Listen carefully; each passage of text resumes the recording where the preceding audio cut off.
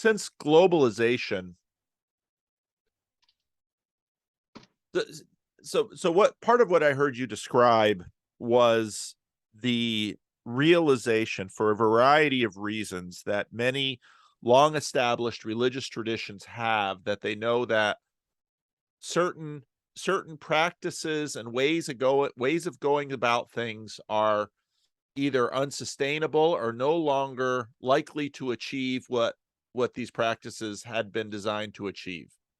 And I think all around the world, different religious traditions are realizing this. Technology, in particular, over the last couple of hundred years, and sped up over the last 100 years, I think increasingly, has disrupted all of the usual technologies that religions used to at least achieve many of their goals.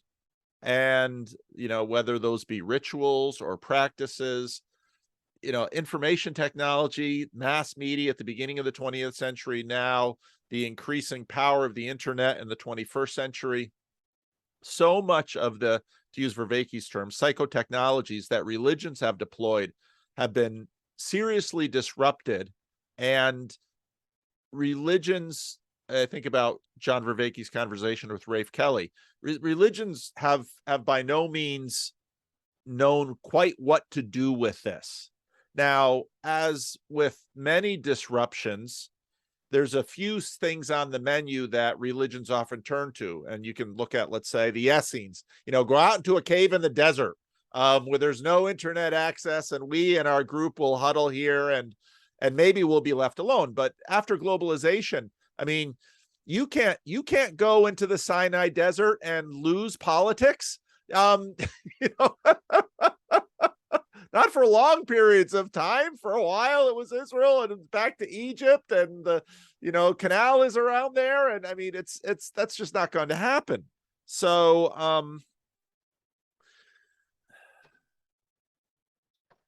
I think religions are struggling, and religious leaders and authorities are struggling and can't avoid the struggle. And I think part of what has happened in this little corner of the internet is, in a sense, we're sharing a corner.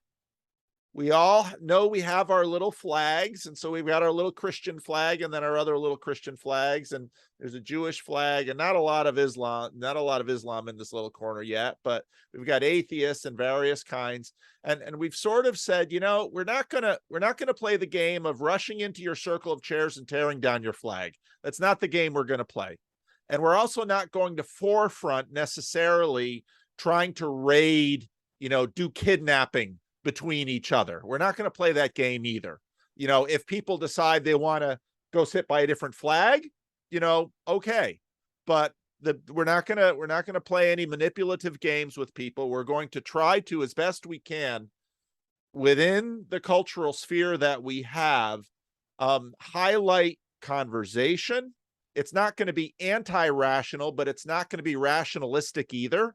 We are going to respect metaphysical claims, and we can challenge them and we can talk about them, but we're going to respect them and understand that many Christians believe in the physical resurrection of Jesus, and Islam and Jews have questions about the Trinity, and the atheists have questions about God and what on earth that term should mean, or any of that. So we're all going to say, we all know that these issues are here, and these issues have dominated our attempts to speak with one another for a very long time, and we don't feel like that the domination of those issues has necessarily brought a lot of fruit.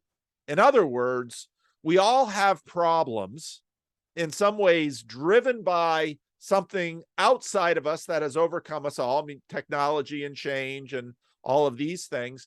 And it would just suit us well to have reasonable conversations between each other.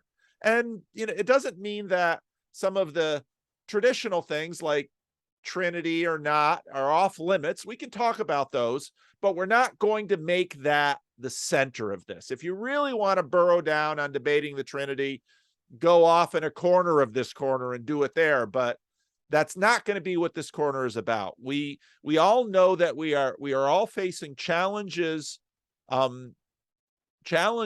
the same time, and we might all benefit by comparing notes. And some of what you brought up already, and that could this be part of much greater progress to address some of what separates us? Sure. And I think many of us would welcome that, because the tribalistic games that we have tended to play, most of us are not that interested in the tribalistic games. I will be friends with Jacob, even though Jacob, has opinions about this or that or this or that. I will still be friends with him. I believe he's a good faith partner. I believe he's someone worth talking to. We can be friends. And even though we differ, let's say, on Paul of Tarsus and the Trinity and the resurrection of Jesus Christ, I still want to be friends with him. And I still learn from him. And I still accept his challenges to me and at me, because I think that those express, even, in Jacob's own way, those are ways that he expresses his love for me. And hopefully the way I deal with him are ways that I express my love for him. And that love, I think, it's phileo, it's brotherly love, I think, in this little corner of the internet, is in some ways what I think all of us are desiring, and all of us understanding that you need a foundation of this love in order to actually have productive and enjoyable conversations.